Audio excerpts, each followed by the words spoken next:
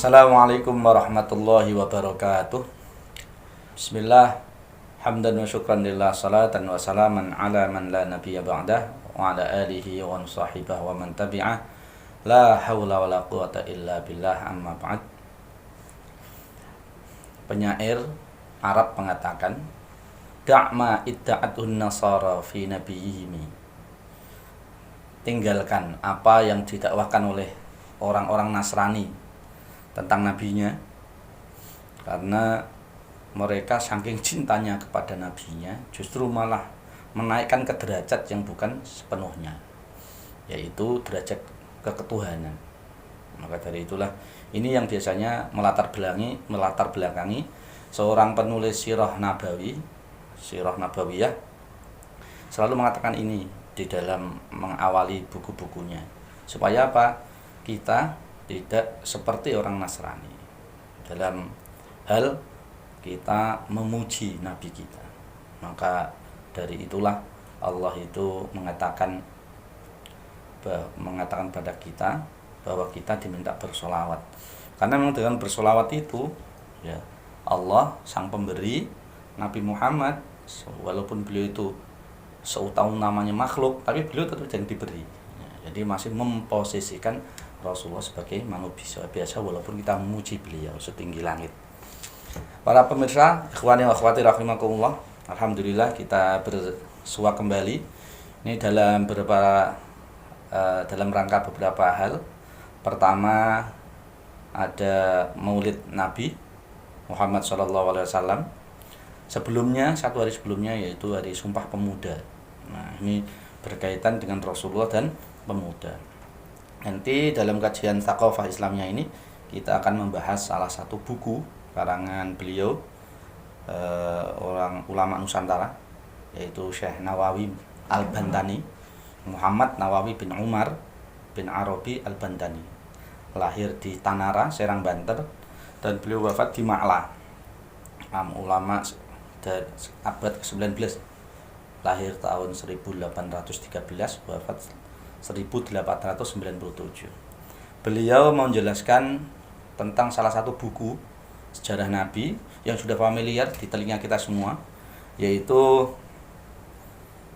Iqdul Jauhar fi Al-Maulidin Nabiyil Azhar. Jadi untian mutiara dalam menjelaskan sirah nabawi yang bercahaya. Jadi Al-Azhar itu dalam sinarnya itu kemana-mana. Al-Azhar itu. Jadi kita akan membahas pertama kali nanti tentang sirah Nabi dari jalur ayahnya. Kita langsung pada bab kedua, yaitu teksnya biasanya yang dibaca, yaitu Al-Iqdul Jauhar karangannya Syekh Ja'far bin Hasan bin Abdul Karim Al-Barzanji. Kita menyebutnya misalnya di kalangan kita itu, masyarakat Indonesia pada umumnya itu Al-Barzanji.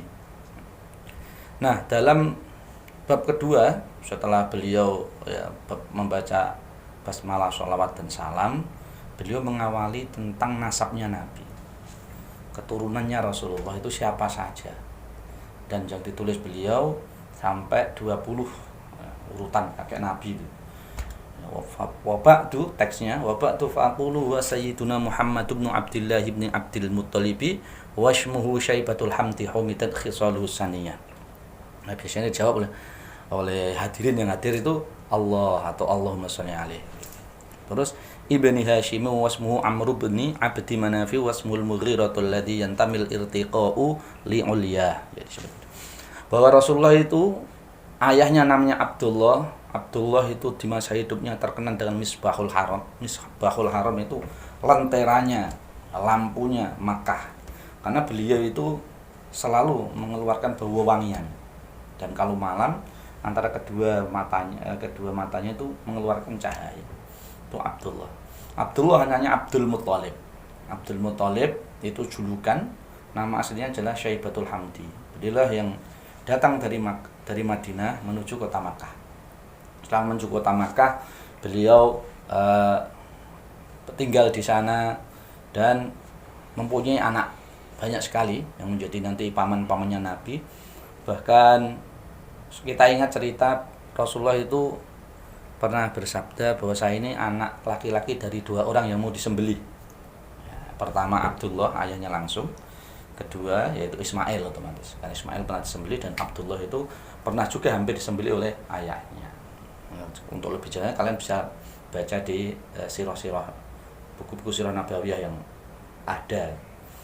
Terus Abdul Muthalib anaknya Hashim. Hashim ini namanya Amr. Dikatakan Hashim itu julukan karena beliau itu sering mencacah-cacah daging, terus dicampur dengan tepung seperti kebanyakan orang Arab, dibikin bubur sarit untuk dibagikan ke orang-orang lain, orang-orang yang membutuhkan. Habis Hashim Abdul Manaf. Abdul Manaf, dari Abdul Manaf inilah kakek ketiga Nabi. Nabi bertemu nasabnya dengan sahabat Utsman. Dan sahabat Utsman kakek keempat. Kalau dari Nabi kakek ketiga. Bertemu juga di Imam Syafi'i yang madhabnya, pendapatnya tentang memahami teks-teks agama kita banyak diikuti oleh masyarakat Islam khususnya di Asia Tenggara. Selanjutnya setelah Abdul Manaf, Qusayyi. Qusayyi itu namanya mujammi'. Kenapa dikatakan Qusayyi? Karena beliau itu sering mengembara. Jadi kita tahu bahwa dulu masyarakat Arab itu sering banyak bergantung pada alam. Nah, karena beliau sering mengembara, summiya bi Qusayyin li taqasih fi biladi qudu'atan qasiyah ila an a'adahu Allahu ilal haramil muhtarami fahamahima. Dalam teks Al-Barzanjinya seperti itu. Nah, beliau akhirnya kembali lagi ke Makkah membangun peradaban di kota Makkah. Qusayyi ini kakek keempat dari Rasulullah, terus Kilab bin Murrah bin Ka'ab bin Lu'ay bin Ghalib bin Fihr. Nah, dari kata Fihr inilah, Fihr itu julukan, namanya sebetulnya Quraisy.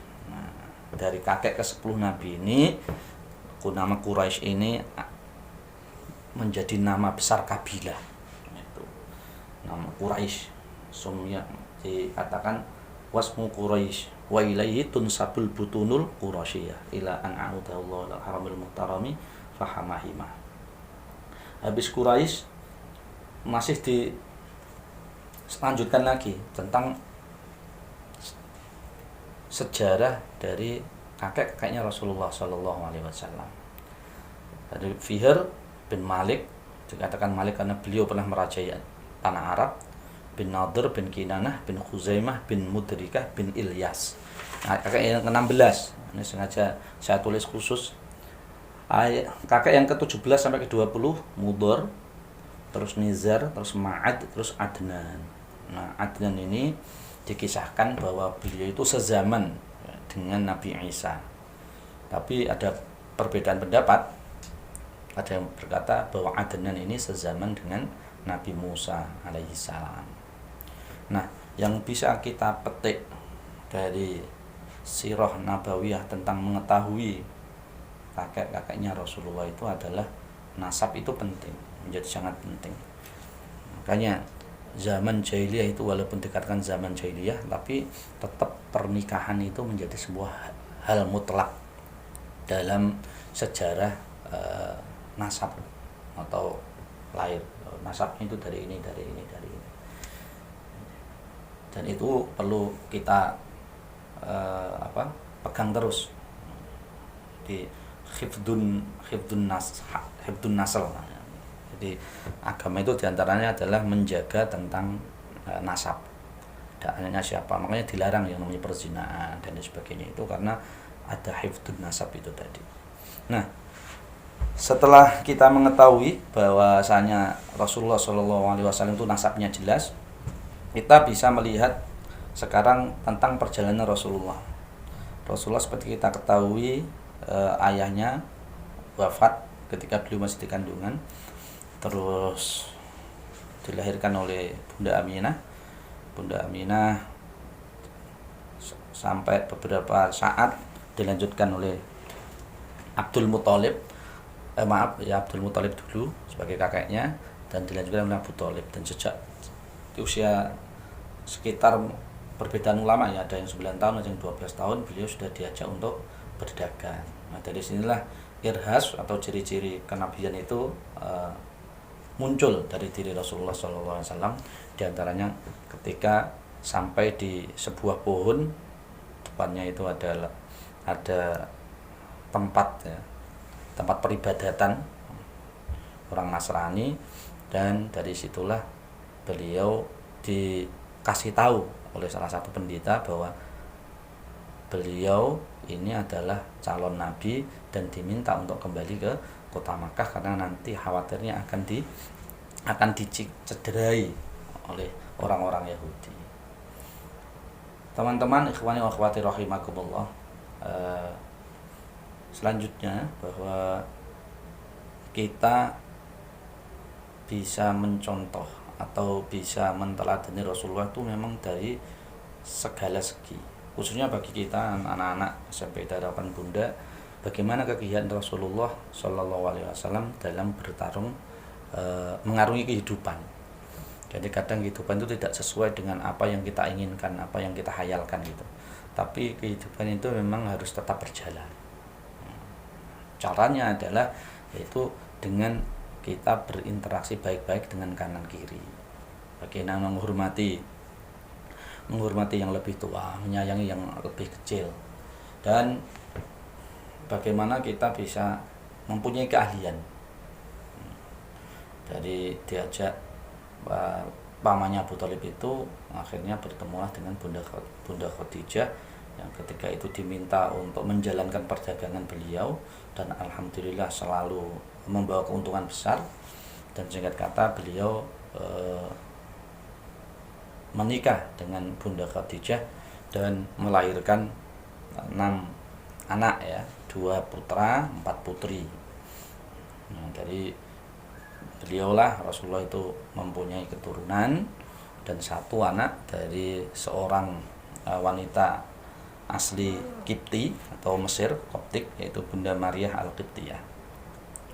Syubbanul yaum rijalul ghad, bahwa kita itu sekarang jadi pemuda, insya Allah kelak jadi pemimpin. Bekal apa yang harus kita kuasai? Tentunya dengan ilmu dan ketakwaan. Jadi yarfa'illahu alladhina amanu minkum walladhina utul ilma darajat. Jadi Allah itu akan menaikkan orang-orang yang bertakwa kepada Allah, beriman kepada Allah, dan orang-orang yang mencari ilmu ke derajat-derajat yang lebih tinggi. Makanya Rasulullah menyampaikan sabdanya, thalabul ilmi fardhatun ala kulli muslimin, bahwa mencari ilmu itu hukumnya wajib bagi setiap individu umat Islam. Dan alhamdulillah Harapan Bunda ini diantaranya dari sekian banyak yayasan pendidikan Islam yang memang mewakili adanya sistem pendidikan yang mutakamilah, saling mengisi. Jadi ada Al-Qur'annya, terus ada umumnya, terus ada thaqafahnya yang dari dirasa Islamiyahnya, bahkan ada bahasa Arab dan lain-lain. Untuk itu semangat Maulid Nabi yang saat ini kita berada di dalamnya, mari kita tanamkan terus. Sebelumnya ada Sumpah Pemuda, kita jalani kehidupan ini dengan baik. Semoga Allah selalu meridhoi langkah-langkah kita semua dan memberkahi sekolahan kita sampai di Harapan Bunda. Semoga makin hari bisa makin baik, makin berkembang. Li'ila'i kalimatillahil ulya, untuk selalu menampakkan Islam yang rahmatan lil alamin. Mungkin ini yang bisa saya sampaikan dalam rangka memperingati Maulidur Rasul sallallahu alaihi wasallam. Insyaallah mungkin nanti kita bisa sambung pada peringatan-peringatan hari besar Islam yang lain, dan semoga Allah selalu menjaga kesehatan kita, menjaga seluruh keluarga kita dari balak-balak yang tidak kita inginkan, dan semoga Allah memberkahi seluruh aktivitas kita semua. Barakallahu fina wa fikum jami'a. Aqulu qawli hadza wa astaghfirullah li wa lakum wa li sairil muslimin. Wassalamualaikum warahmatullahi wabarakatuh.